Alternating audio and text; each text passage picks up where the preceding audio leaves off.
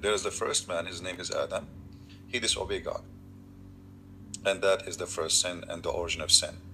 You listen to the devil, you disobey God. But in the same time, original sin does not mean that we are being punished. Muslims, they have a very false idea about original sin. They think we are punished. Okay, Adam, he commits sin, and we are punished just because Adam commits sin. The fact we are sinners too. So the idea of the original sin, that we are sinners the same as our father Adam, and we are no better. So Muslims, they think that just because Adam sinned, we are going to be punished. And that is not absolutely false, Muslims always, they have a very false ideas about Christianity. And the reason for that, if you go to a Muslim school, and me myself, I grew up in a Muslim school, they always teach you false things about everybody, not only about Christians, about the Jews, about the Hindus, about the Buddhas, everybody. There is no true information, there's no honesty, there's no dignity in the education they give to their children. Because the purpose of this information they give to their children is to make them don't like those people, hate them. As an example, once I was in high school, and a Muslim, he's a nice person actually, the person, he came to me and he says, I will ask you a question, but I'm afraid you will beat me up.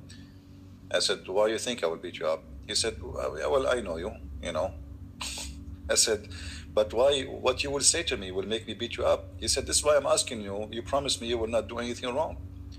I said, well, I don't know if I can promise you what you want to tell me. Tell me first. He said, no, I cannot tell you. Promise me first. So anyway, I promised him. He said to me that his Islamic teacher in the classroom, and I wasn't there, he said that Christians, before they get married, the priest, he have to sleep with the wife. Imagine. The priest, the Muslims teaching their children that your priest, before you take your wife home, she have to spend the night over with the priest. Do you believe it? So they are willing to fabricate all kinds of lies to make the Muslims believe that you are really a filthy creature. You are not even considered to be respected. How dare you you let your wife to sleep with the priest? So for them, when they see us as ugly people because they have a very false information about us. The fact is the opposite. It's Muhammad who made chapters in the Quran saying any Muslim woman, she gave herself to the Prophet, she is a privilege for him. And not only that, if we go and see the interpretation, we will find that it says that if the Prophet, his eyes fall into a woman, her husband must divorce her right now. And we showed you the reference before, you remember? The husband, he have to divorce her immediately if the eyes of the Prophet fell into her mom. A Muslim saying to us, you Christian, you are doing that, you are a big fat liar. You are the Muslims who do that. You Muslims, you don't even respect women to the point you divorce, you marry, you divorce, you demand. Every day you can divorce and marry. In Christianity, divorce and marriage is very strict. In Islam, you can have 4 and 5, which means 5 some together party, sex party. And this is official and legal. And then the woman, if she got divorced, she have to go and have to sleep with different husband in order to get back to her husband. Have you ever heard of a filthy cult more than this? Imagine your mother.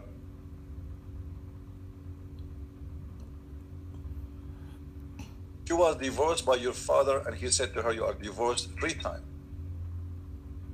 And then, she have kids from, from this man, and she want to go back. I mean, she did not do anything wrong.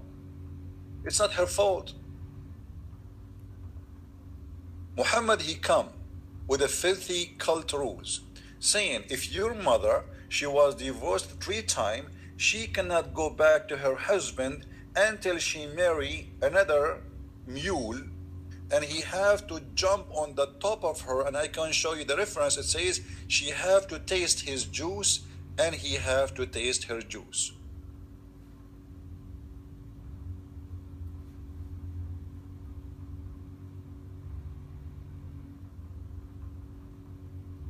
Are you there, Muslims? Am I lying? What kind of cult says if you divorce your wife 3 times, She cannot go back to you unless she sleep with a new man. And what the purpose and what the wisdom? The Muslim, they will say to you, oh, this is a penalty for the man, so he will not, exaggerate with the word divorce. But my friend, you said to him 3 times. What about you say it for him from the first time? If you divorce her, you cannot have her forever. What this is about is sleeping with a new man.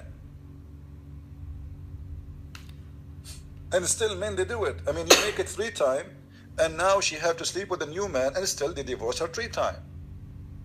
What about you make the divorce very strict and very hard? It's not just a word we say. Divorce in Islam is so easy. You just say you are divorced, that's it. There's no need for a court, there's no need for anything. You are divorced, even you can send a text message. A woman in the kitchen, the guy is driving his car, he sent her a text message, you are divorced, get out.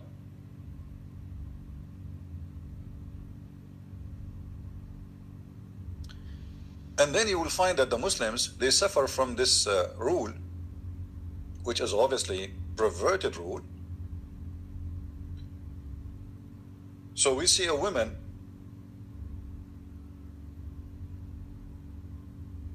she married a new man in order to get back to her previous husband. The new man is old, and she thought to herself, well, if he tried to sleep with me, I will not let him do it. And then he will get rid of me, he will divorce me, so I can go back to my husband. And this is the story in front of you in Sahih al-Bukhari, as you see. All right? In Sahih al-Bukhari, thank you for everybody who is helping in donation, we appreciate you. In Sahih al-Bukhari, you will see that a woman, she came to the Prophet wife, and she was beaten by her husband until her clothes became her skin became greener than her clothes. And Aisha, she said, I have not seen any women suffering as much as I believe in women. What the story is about? The story is about this woman. She married a new husband because the previous husband, he divorced her 3 times. And now she don't know what to do. How she can get back to her husband?